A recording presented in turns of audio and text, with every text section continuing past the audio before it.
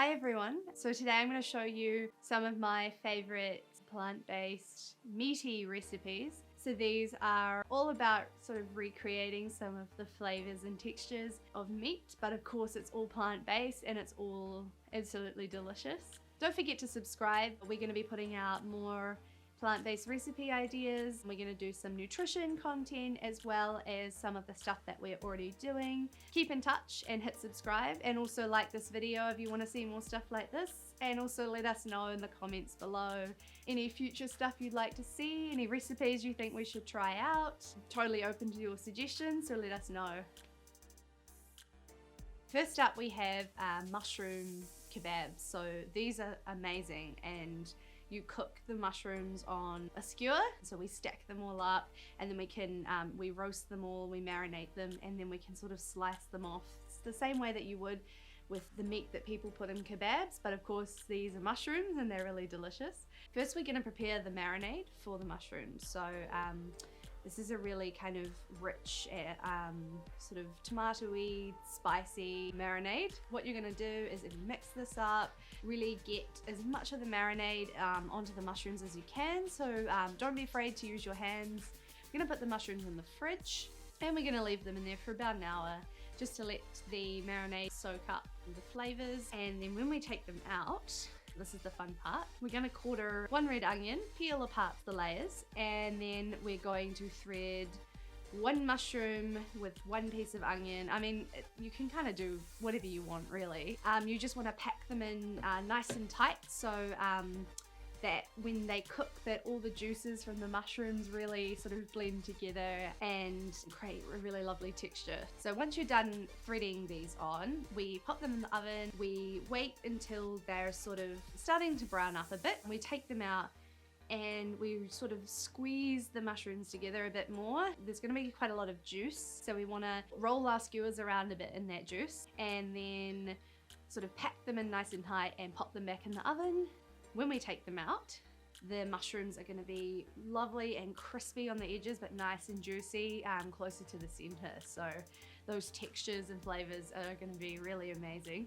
If you see, if I just hold the skewer up vertically from the top and just slice it down, I'm just using a bread knife. That works quite well with the serrated edge, and just slowly slice thin chunks of the mushrooms off. And this is what you're going to be using as your meaty filling. Today I'm going to be using some pita pockets. You can use wholemeal wraps or just wraps if you want, but I prefer the pita pockets, and all I do is I just chuck them in the toaster on the lowest level, and then I'm just going to serve it with some hummus and some fresh mint, some cucumbers and some tomato, and then I'm just going to put the mushrooms in, wrap it all up and enjoy. One of my favorite things about this recipe is it's not just about the flavors and the textures, but it's also the fun of the way it's prepared and the way you get to slice the mushrooms off the skewers. Yeah, so it's just a really fun meal to make, so give it a go.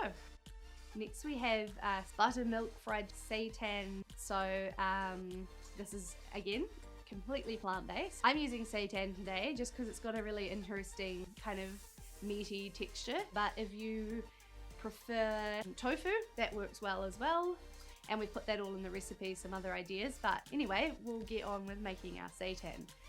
So the most important thing I find with seitan is what seasonings you put in the dough, but more importantly the broth. So for our dough today, we're just keeping it pretty simple, and this is pretty standard, these ingredients for making seitan dough. Some people think of it as like you're making a chicken substitute or a beef substitute, but I honestly find that I try not to think about it that way, and I just think about, you know, what flavors are going to work well with the dish that I'm making.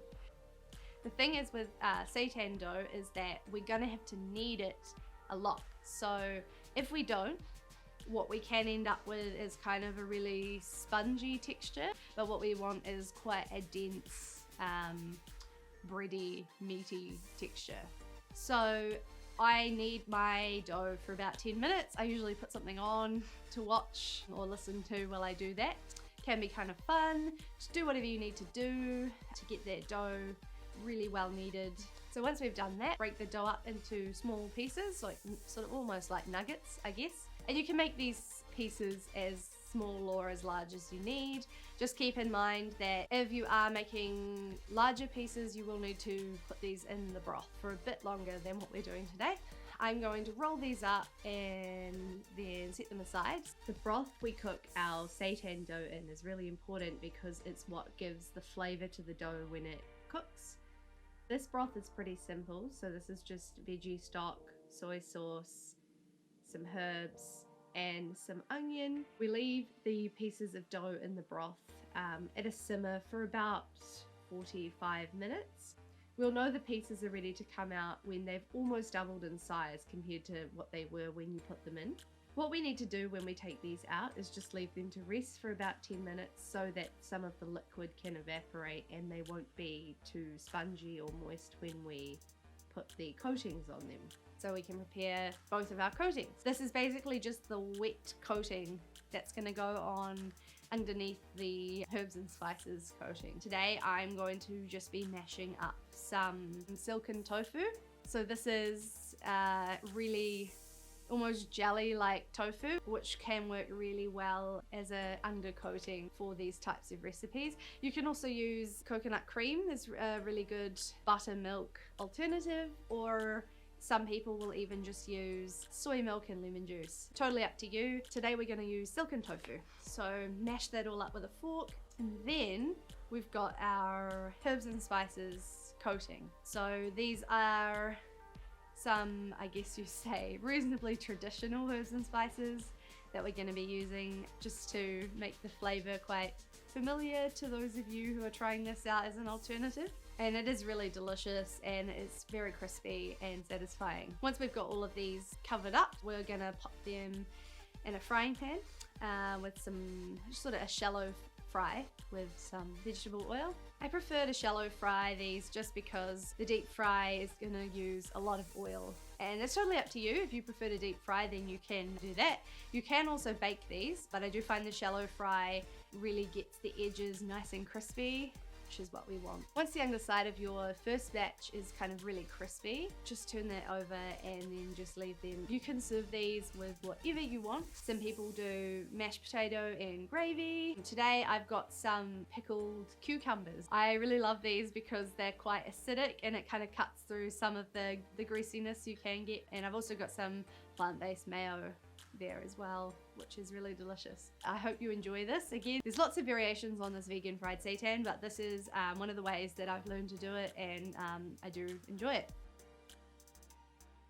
The next recipe is tempeh bacon, or smoky tempeh slices if you prefer. These are a great alternative to bacon. There's a whole bunch of plant-based bacon alternatives, but this has become one of my favorites just because it's really easy and quick. First up, we're gonna make a marinade. It's really simple. The most important thing here is the liquid smoke and definitely the soy sauce to give it that kind of salty, meaty flavor. Liquid smoke, if you don't have it, I would suggest the next best thing is probably smoked paprika. So we're going to grab a block of tempeh and then we're going to really thinly slice it up. It's worth getting them nice and thin because then they're going to be nice and crispy. So once we've done that, we'll pop them all in with our marinade. Then we'll put those in the fridge for about an hour just to let all those flavors soak in. When we take them out, we are going to put them on a oven tray. All right, then we're gonna pop them in the oven. You won't need to put any oil or anything in here just because we've already got oil in the marinade,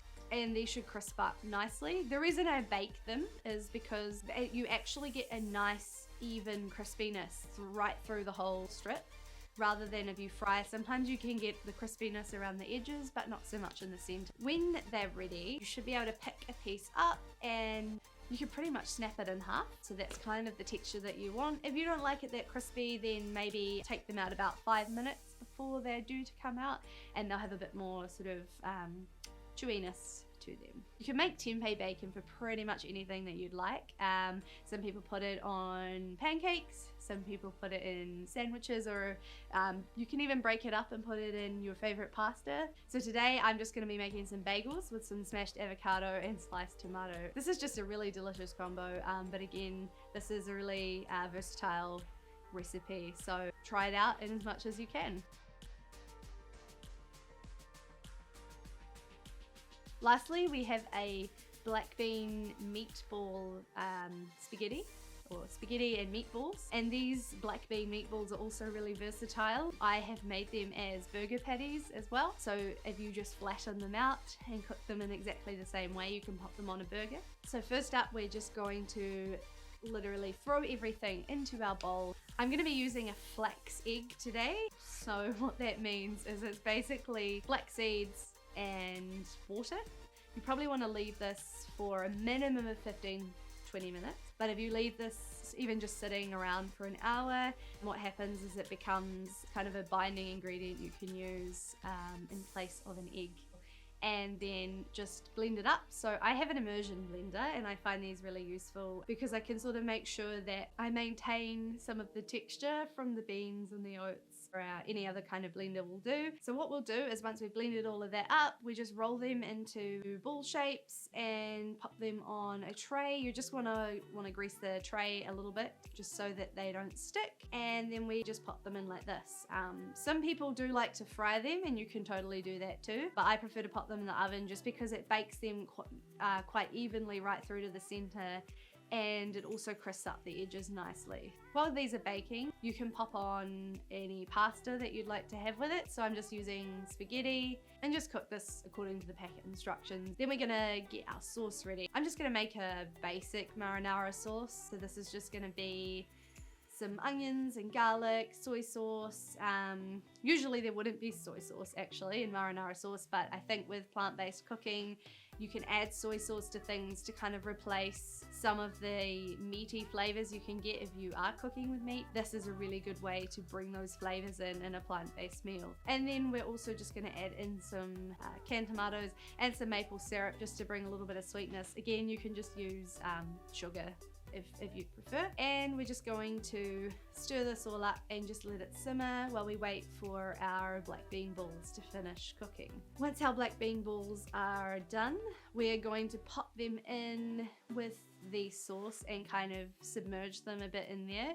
And they're gonna absorb a bit of the flavors of the sauce, which is what we want, and just leave them to simmer for a little while. Then we'll plate everything up with some pasta and the sauce with our black bean balls, and serve it with some salad if you'd like. I'm just using a bit of fresh mint, which can be really good, or parsley works well too. Give them a go. Let us know what you think in the comments below, and don't forget to subscribe. We're going to be putting out more plant-based recipes for you guys to try out, as well as some other stuff that we're up to. So yeah, hit the subscribe button, keep in touch, and see you soon.